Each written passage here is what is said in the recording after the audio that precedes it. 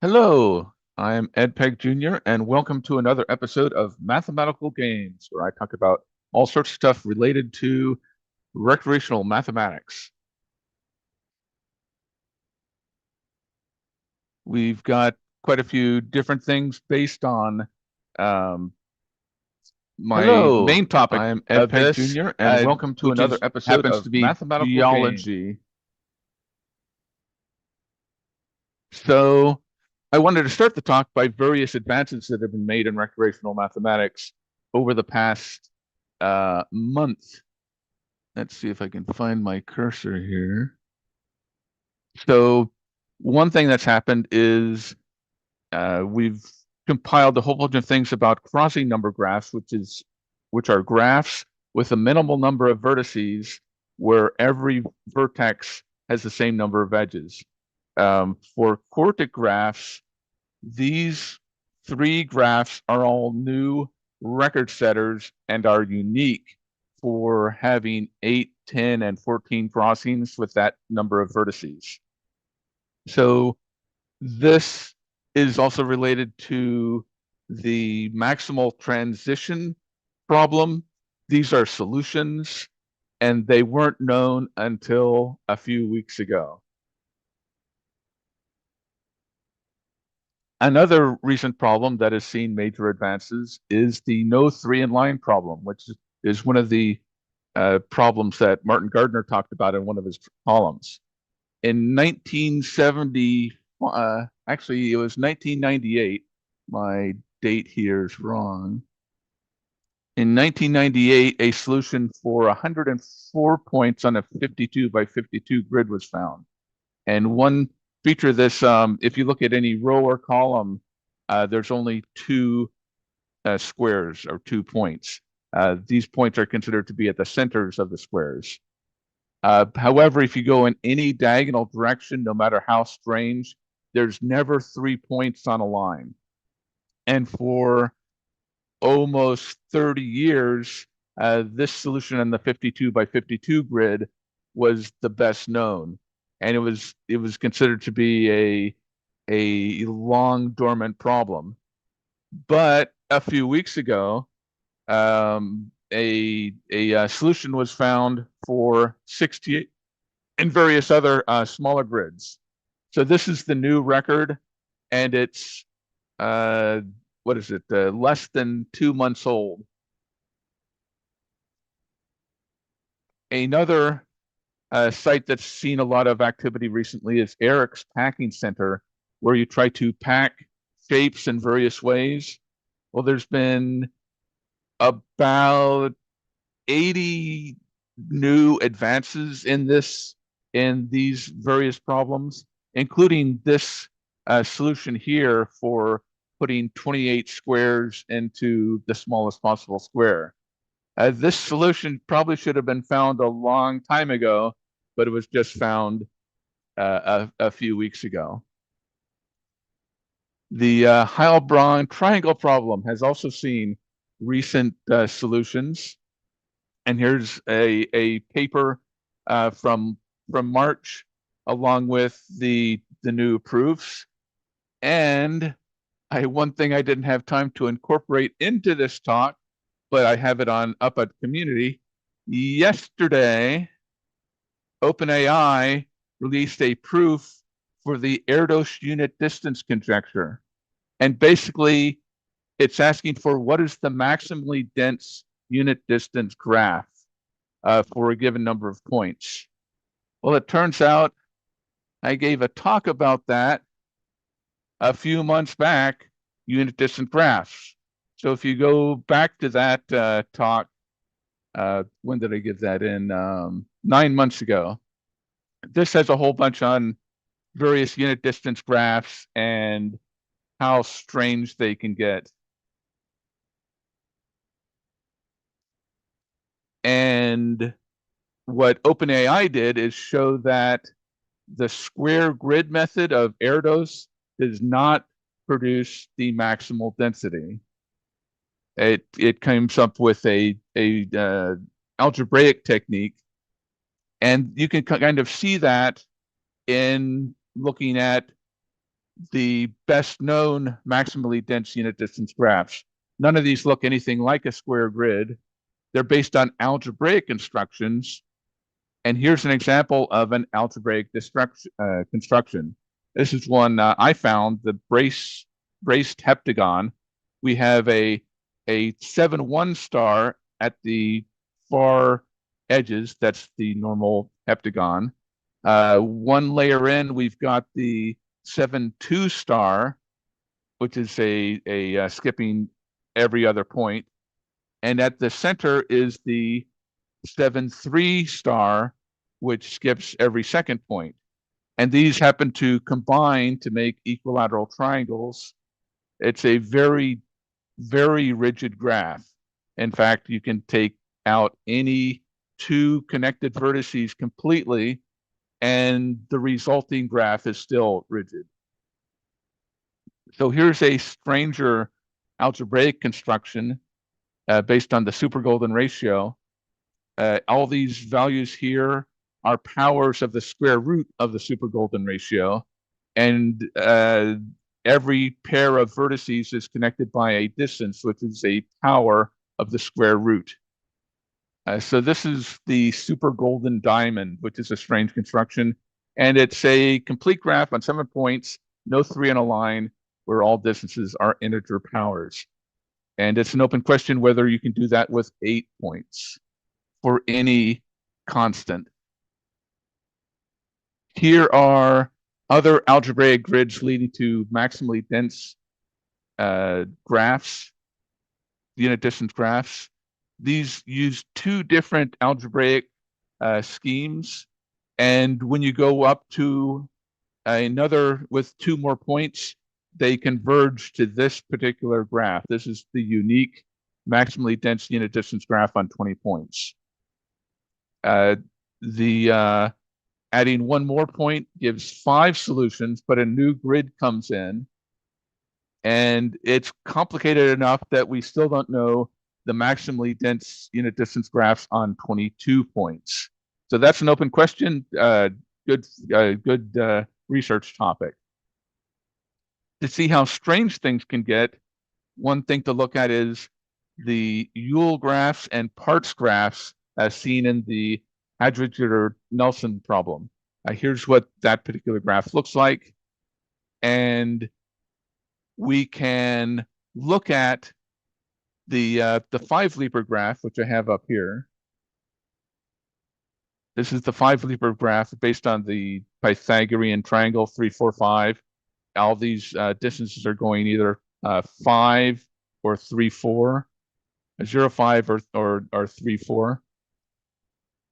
So we can calculate how that density increases as we go to larger and larger grids. As it happens, the 8x8 grid, it's a perfect quartic graph. Every leap will connect to, every square will connect to 4 other squares exactly. And here's how the densities increase. But we can change that to a formula. K minus 0, K minus 5, plus 4, K minus 3, K minus 4, 3, 4, 0, 5. And this gives the density, but the maximal density, each square can connect to 12 other squares, so the maximal density approaches 6. Here are the unit distance graphs we have compiled in graph data with density 5 and better. Some of them are Yule graphs and parts graphs and Hamming graphs. And the maximally dense graph we have compiled is the Hamming 6-3 graph with the density of 6. There's 6 times as many edges as vertices.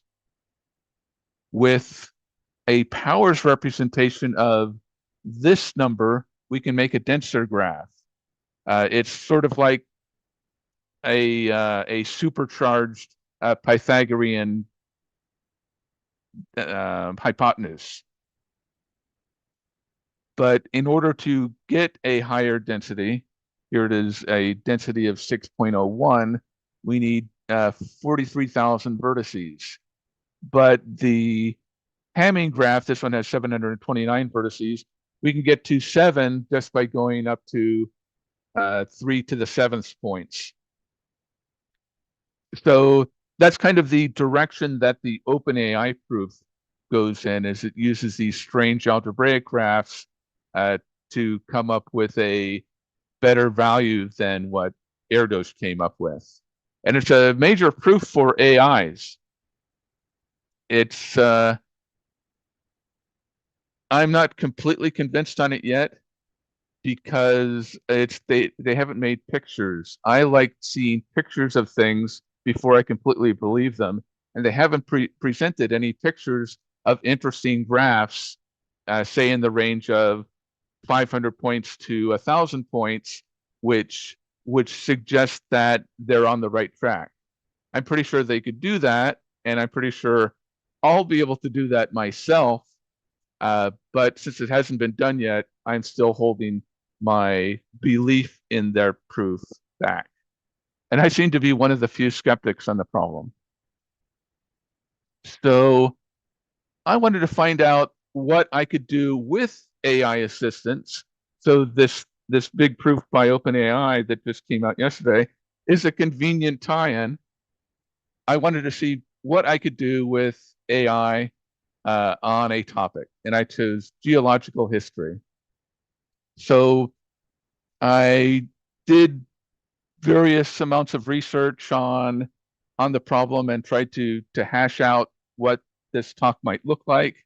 And I also wanted to have musical accompaniment. So I used Suno, ChatGPT, and put together this talk and rehashed it over and over again.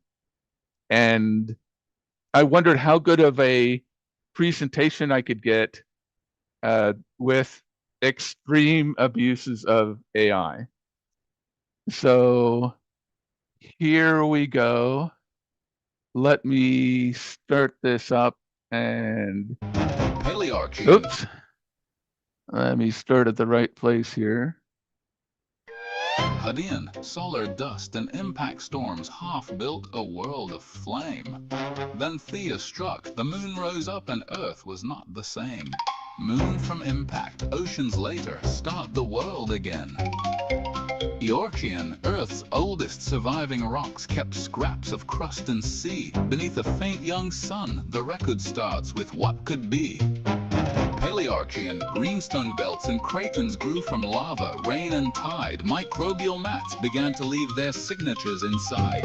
Mesorchian, stromatolites built layered banks in warm and shallow light. Continents grew thicker roots and held through pressure, heat and night. Neoarchean, cyanobacteria worked the seas before the air turned blue. Banded iron took the oxygen and wrote it down in view. Siderian, iron oceans dropped their load in red and charcoal bands. Oxygen began to count in air in weathered rocks and lands. Rhyatian, methane lost its greenhouse hold as oxygen changed the air. Glaciers reached across the world and left their damage there.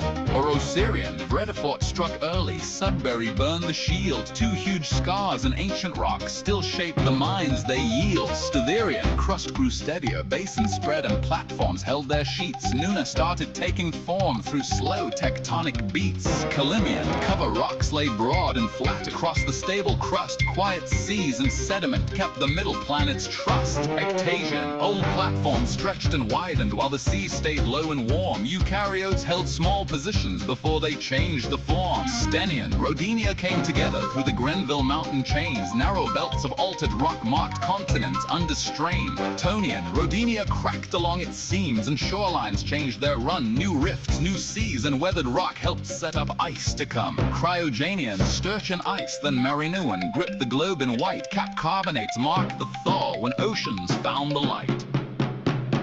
White world, bright world, freeze it to the bone. Ediacaran, the ice let go, the seas came back, soft bodies pressed in sand. Dickinsonia, Charnia, Kimberella made forms with no clear brand.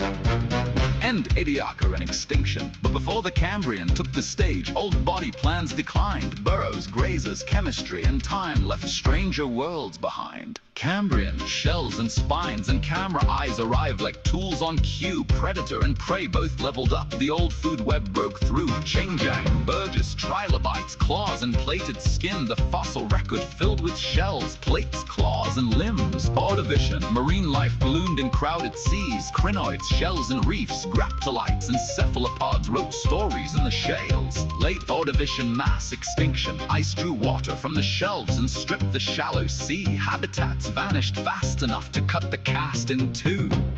Ice at the curtain dimmed the seas, cut the cast in two. Silurian reefs rebuilt and jawed fish pushed new weapons through the brine. Small vascular plants took landward steps across the shoreline. Devonian fishes tried 100 plans, armor, jaws and bone. Forests darkened floodplains green and changed the river's tone. Lobe fins tested muddy banks where roots and shadows spread. Tetrapod tracks began the road that later feet would tread. Late Devonian mass extinction, reefs broke down in pulses while dark seas lost their breath. Kelwasser, Hangenberg, and time made one long age of death.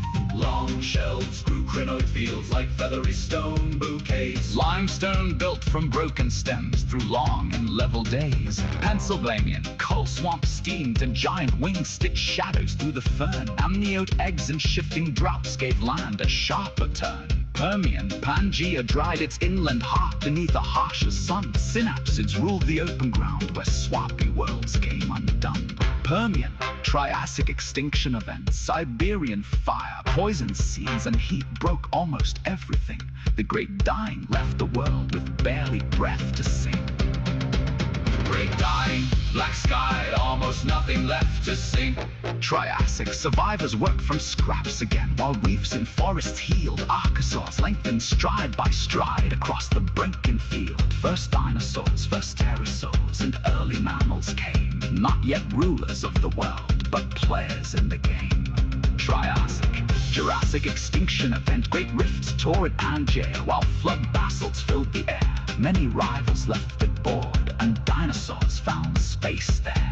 Jurassic sauropods and theropods took scale to grand extremes. Bird lines launched from feathered stock above coniferous greens.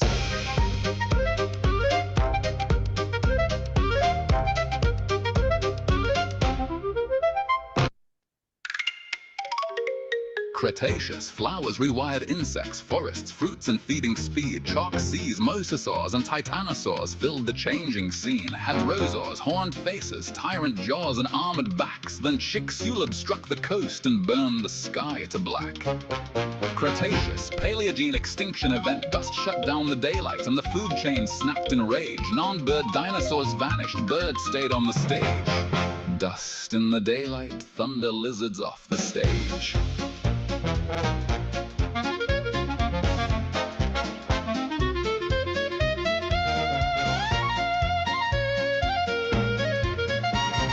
Paleocene, ferns and forests answered first where impact winter thinned. Mammals spread through emptied rolls as warmer worlds began. Titanoboa in the tropics, large birds stalking on the ground. A bruised world grew its canopy while lineages turned around. Eocene, hothouse palms reached higher latitudes. Primates climbed the trees. Whales left shore for open water and remade the seas. Oligocene, Antarctica took hold of ice and sea level stepped down. Forest pulled back in many lands as open habitats spread.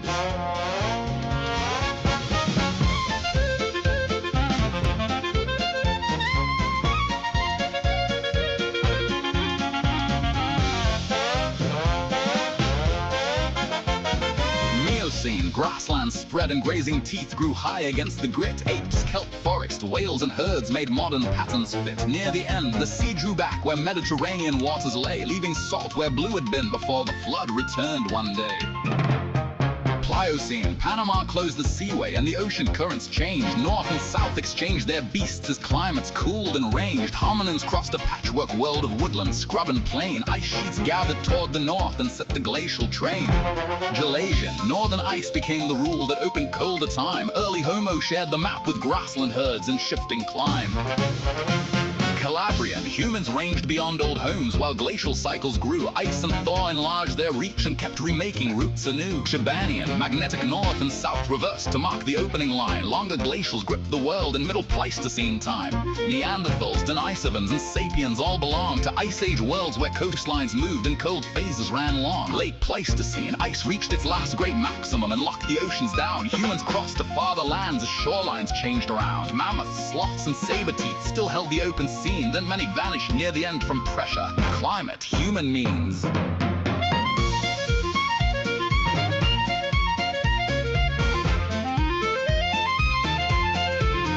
Quaternary extinction event. Big animals fell unevenly across the warming lands. Not one clean cause, but climate shifts in human hands. Greenlandian, ice sheets shrank and sea level rose across the early thaw. Forest recolonized the ground and rivers changed the law. North Grippian, the 8.2-kilo-year chill cut through a warming age. Farming spread, towns gathered weight and people filled the page. Megalaean, the 4.2-kilo-year drought marks where this late age starts. Bronze Age states, trade, writing, war, and cities played their parts. Then coal and oil and engines came in one late human roar. A blink of heat in geologic time that changed the air once more. Summary. To really make this epic, I'll cover each epoch. Precambrian, Hadean fire, Archean crust, and Proterozoic oxygen made the stage. 4 billion years of hidden work before the fossil age. Archean, oldest crust, first seas, and microbial worlds began the long design. Cratons held, mats grew, and oxygen waited off stage for its line. Proterozoic oxygen changed the oceans, air and weathered continental stone. Eukaryotes, supercontinents, and ice prepared the animal zone. Paleoproterozoic oxygen rewrote the rules, and old anaerobic worlds were crossed. Ice, rust, and packs and mountain belts mark what changed and what was lost.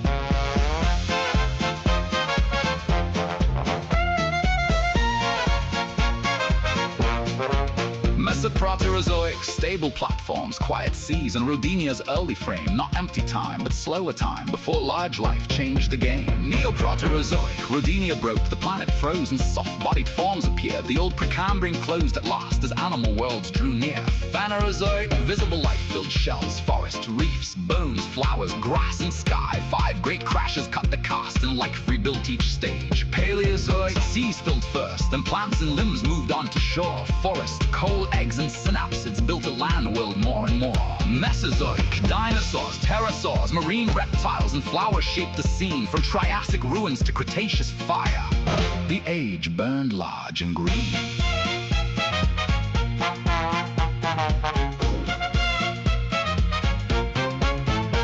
Cenozoic, mammals, birds, grasses, ice, and humans filled the newest act. A modern-looking world emerged, but never stayed intact.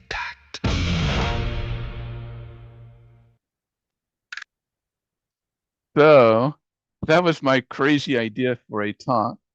You'll notice that each age had an official color, and that's correct. All these different geological ages have colors assigned to them. And one thing you might see here are these spikes in the ground here. I didn't know what that meant until yesterday. That's what these are. I've already forgotten what GSST stands for. Oh, here it is. Global Boundary Stratotype Section Endpoint. So this is the area for this particular geological era, and here in Japan is where the Chibanian golden spike is. The largest golden spike I was able to find was in China. Well, largest in terms of the presentation of the spike. And that's basically the idea that I had, and various things went wrong that you may have noticed. And here's some of the takeaways I had. I locked down the text of my talk too early. I could have organized it better. And a lot of the nice things that I found had some pretty good jokes that I wasn't able to incorporate back in my text because I'd already had the music already locked down. And it was really hard to change that music.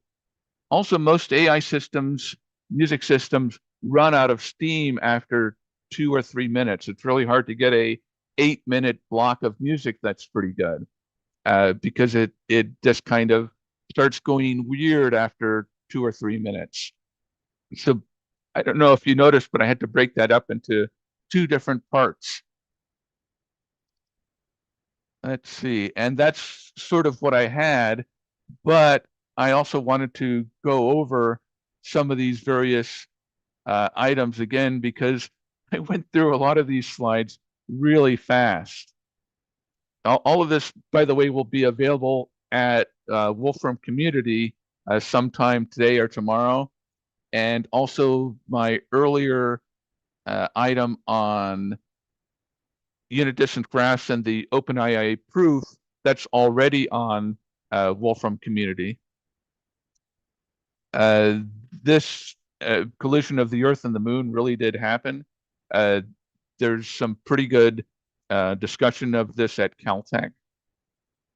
I don't have too much extra material on most of these. Carl Sagan's Cosmos has a section about the stromatolites, which is a fascinating to look at. If you haven't watched Carl Sagan's Cosmos, I highly recommend it. Banded iron formations. This is a really, really tough rock. It's so tough that it's not mined so much as they would like, just because it's so damaging to the equipment that they try to pulverize it with, just because banded iron is so tough. The major impacts of Redfort and Sudbury, a lot of these I have code for. These cratons are predicted. It's not quite sure exactly how these were set up, just because it's difficult to go that far back into geological history. And this is my first joke slide, the Tonian period. I thought that a low toner was a good way of representing these fossils and things that were very hard to see. And these are a few of the fossils that have been found from that era. I did not know that the snowball Earth had two main stages, the Sturtian and Marionian. And I'm probably mangling every single pronunciation. More joke slides, the Dickens period and the Fortunian age. I thought a Wheel of Fortune would be appropriate for that one.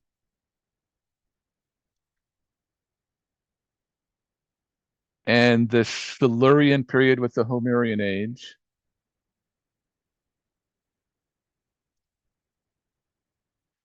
I have a code for all of these maps. These were put together by Jeff Bryant. One of the links I have at my plan page is all of the coding that Jeff Bryant has done for geology. And I use those extensively in this talk. Carboniferous as a carbon drawing. And some of we can get the bedrock now. And we've also got a Wolfram app that handles bedrock for each of these geological periods. If you use that and the Golden Spike site that I have listed at the end, those two combine very well. And I wish that I'd found out about that site prior to yesterday. The Permian period, I actually don't know if perms are disallowed in Perm Russia. I thought Rhodian was appropriate for a road trip poster. The Carnian age happened during the Triassic. The Norian age. Torques are twisted metal that go back many thousands of years. And the word torque with a Q itself comes from the jewelry item torque with a C. And since the Toarcian age is in the Jurassic, I thought that would be appropriate. The Cretaceous, I did not know Cretaceous meant stock until I started making this talk. The Campanian age is marked in an area of Italy also known for the Campanian vase painting. So I did that as a vase. And I think that is, where is it here? That's this age here, the Chicxulub impact. I did not know about the paleo art being the name for all the dinosaur arts of the 1800s to the present time. So the Paleocene is a thing as a pun for Paleocene. The Eocene I based on Captain EO, and there was Disney, Michael Jackson, and Lucas. And one of Michael Jackson's songs is "We Are Here to Change the World," which did happen. All us mammals, we did change the world. And at this point, Brazil and Africa, the continents have really started to separate. The large animals like the Paraceratherium went extinct. They were active at this point, but they went extinct pretty soon hereafter. The Zanclean I thought would be great for Zanclean as a infomercial product. This is one of the biggest mega floods in history, where the Mediterranean Sea basically dried out, and then the Straits of Gibraltar opened up and let in a gigantic flood, which created the current Mediterranean Sea. William Rowan Hamilton was not a caveman. The Quaternions do not date back to the Quaternary age, but I thought that would be fun to combine. The Calabrian bronzes look very much like this, so I thought I would use those bronzes as an inspiration for this time period. The Chibanian age, the Chibi style comes from the same area that Chiba, Japan is, which defines this particular geological age. The Pleistocene and Plastocene, the extinction event I mentioned earlier, where all the large mammals fell, probably mostly due to a combination of climate shifts and human hunting. This particular slide is apocryphal. The Greenland area wasn't inhabited by the Inuits until about 1,000 years ago. However, all of these various tools were available 8,000 years ago, so I felt justified in including these. This is the style of art from 8,000 years ago and then 4,000 years ago. So I actually wanted to show that site.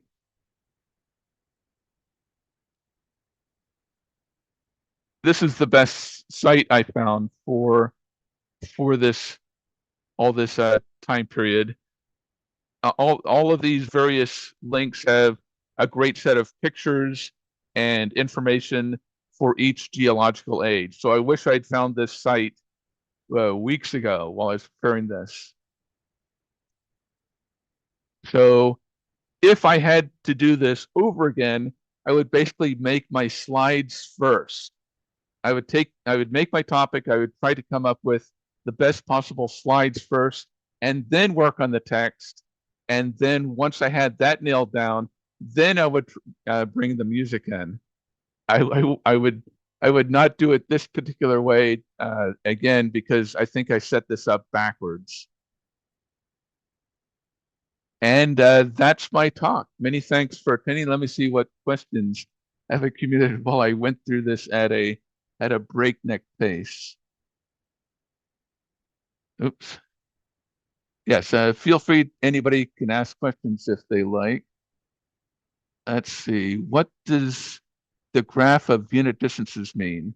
A unit distance graph is where all edges have length 1. And one question is, what is the maximal maximal um, density you can get for edges for a particular number of vertices? Any other questions? Oh, many thanks.